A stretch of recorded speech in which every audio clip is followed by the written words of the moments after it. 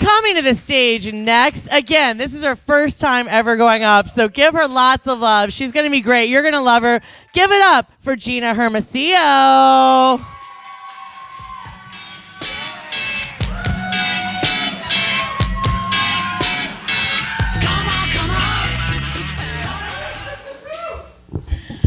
I paid all of those people. I'm going to need to borrow some cash. Do you guys Venmo? Great. Perfect. My name is Gina Hermosillo. Lisa, you did an amazing job in that pronunciation. It's a Mexican last name. It's a town in Mexico. A little bit about me. My dad is Mexican, and my mom is the whitest woman on earth. Seriously, she drives at 10 and 2, like perfectly straight back. She's just insane. They're a really funny pair because, my dad speaks Spanish. He adds jalapenos to everything, like spaghetti. My mom thinks pepper is a spice. She's like, did you add pepper? It's iced tea. She's just chugging iced tea.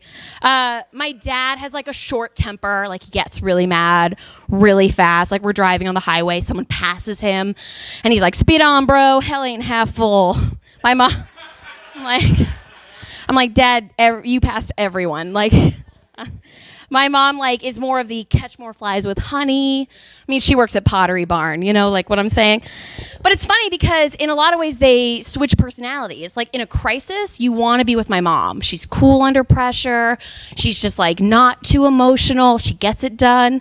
Meanwhile, my dad is like a sentimental bastard. I mean, he cries when he drops me off at the airport. I'm 31 years old. Like, it's like, I'm just so proud of you.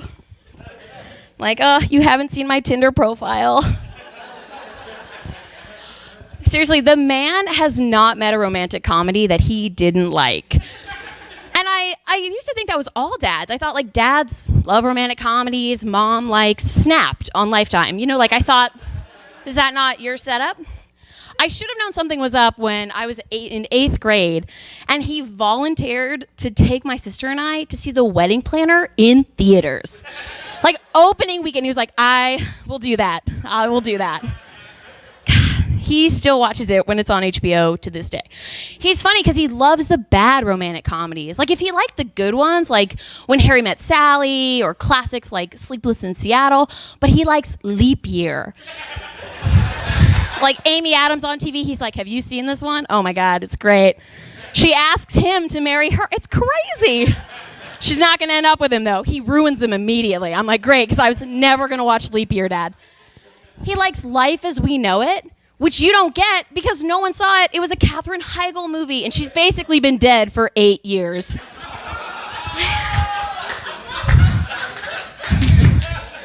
Yeah. So it's really fun. I was home like a week ago, and it was like 5 minutes till 8. Mom wanted to watch Forensic Files. It was going to be a good episode. It was a serial killer. She was super excited.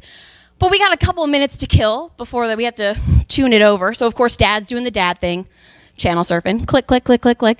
He lands on ABC Family. I was like, we're fucked. What is on ABC Family 90% of the time that you're home with your parents? The Notebook. Someone tried to guess. No, it's The Notebook. It's always on. I'm not sure if my dad has seen, I think he'd seen like bits and pieces, probably like the house building scene, probably fucking loved it. But it was the last 5 minutes of that goddamn emotionally manipulative movie. And he's, James Garner is there, dying next to Gina Rowlands. Sorry, spoiler alert. Meanwhile, my mom is just like counting down seconds. She's got her Chardonnay full to the brim. She's already peed 6 times to make it through the cold open of Forensic Files. She is like hyped.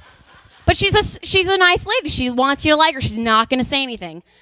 So we're watching the end of this shit-tastic movie. It's quiet in the living room. The music is soaring. The camera pans away from their now dead bodies. My dad is like, they had died together. Boom, 8 o'clock. My mom's like, change the fucking channel. 409, it's in HD. I was like, oh my God. Oh my God. But I grew up watching a lot of TV with my folks. It was a fun time. And so now it's not surprising that I work in TV. I'm an art department coordinator. Okay. Usually no one knows what that is, and neither does my boss. So It's pretty much the best. I have a lot of free time on my hands at the office. But it's important how you spend your free time. I personally like to do research, so I just binge watch TV shows at work. While working on TV, I'm watching TV. And like I've noticed that I have a problem where I develop the personalities of the main characters of the shows I'm watching because I'm binging it. And sometimes like it's okay. Sometimes I'm watching 30 Rock. I just become like a workaholic. I'm just like, we got to get these scripts out. And they're like, you're not a writer. And I'm like, we got to. Doing the breakdown. I suddenly start cursing like in PG-13 language. Like instead of being like, fuck you, Carol, I'm like, oh, Carol, you dummy. Blurg. And I just like become really honest about my eating habits. And like I'm just talking about ham and how many donuts I ate that day. So like 30 Rock's okay. I can manage that. And there's a time I binge watched 4 seasons of Friday Night Lights in like a week at work. It's a good show. My southern accent came out. I am from Texas, so I suddenly would be like, yeah, hey y'all, how's you doing? My hair got bigger overnight. I started to drink a lot more white wine. What up, Tammy Taylor? You guys, it's Connie fucking Britton. Okay, catch up. But it got really bad to the point where I was, in my southern accent, and I was like talking to my PA, and I was like, son, you got to get an alarm clock that works.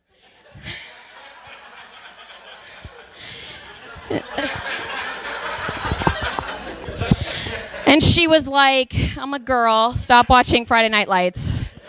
I was like, okay, Jocelyn. Good feedback. But things kind of hit the fan for me on this situation when I binged all of House, like just so much House. And I just started to walk around the office with like a thing of white Tic Tacs, and I was just popping them a lot, like angrily, pretending they were Vicodin. He's addicted to Vicodin. I started calling my coworkers numbers. I'd be like, number 13, you son of a bitch. And you don't get that joke because you stopped watching House before that happened. I mean, I didn't. But it got really bad when I just legit came in with a cane that I had from my Willy Wonka cosplay, and I was just like, son of a bitch, Cuddy. And they're like, there's no one here by that name. I like to play with this. Yeah, so like when it gets bad at work, I call my dad. And so I call him after this, and I'm like, Dad, I'm watching a lot of TV at work.